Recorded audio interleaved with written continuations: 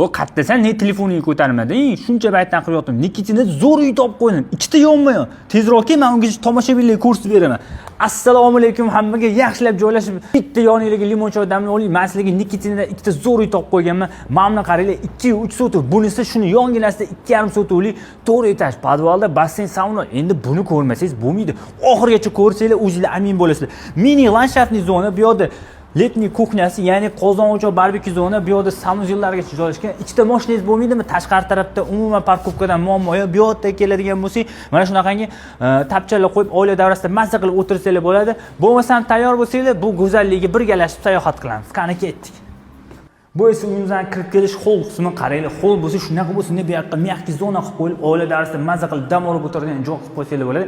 Bu yoqqa keladigan bo'lsa, oshxona, oladigan odam xolisi razdejani oyna bilan yopib olsa ham bo'ladi. Ana endi keling, keyingi xonalarni sizlar bilan tanishtirib o'taman.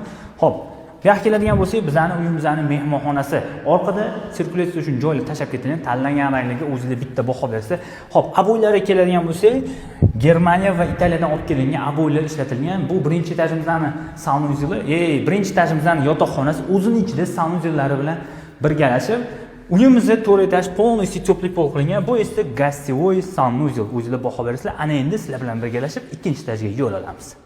Ikkinchi etajimiz naq 4 ta spalni bor. Keling, birinchi spalnidan boshlab ko'rsataman. Xonalarni o'zingizlar bitta baho berasizlar. Patologimizning razmeri 3.60 kattaligini o'zingizlar ko'rib turibsizlar. Eshiklar ham juda ham yaxshi sifatli qo'yilgan. Bu yana bitta xonamiz, xuddi bir birinchi etajdagi o'zining ichida sanuzeli bor.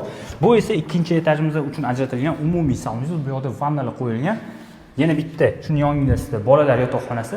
Oynalarni ko'rasizlar, kattagina oynalar qo'yilgan. Ranglarga e'tibor beringlar. Ayniqsa spalnida ko'zni ortmaydigan rangni tanlangan. Bu yana bitta katta xonamiz, o'zining ichida to'g'ridan-to'g'ri balkonga chiqish uchun joylar tashalgan. Bu esa bizning 4-etajimiz. Xo'p, 4-etajda ikkita mana shunaqangi xona bor. Buni xohlasanglar katta garderobni, xohlasanglar bolalar yotoqxonasi qilib qo'ysanglar bo'ladi. Xuddi shunaqa razmerda qarama-qarshi xona ham ko'rasizlar, juda ham chiroyli va umumiy sanuzelga ega. O'zingizlar bitta baho berasizlar, kattaligini ko'rib turibsizlar. Bu yoqda plashni, ya'ni kir mashina uchun joylar ham tashab ketilgan. O'zingizlar bitta baho berib qo'ysizlar. Podvalga to'xtaladigan bo'lsak, podvalimizda basseyn, saunagacha ko'rib turibsizlar. Olgan odam yana bitta xona bor. Kinozona qilib qo'ysa bo'ladi.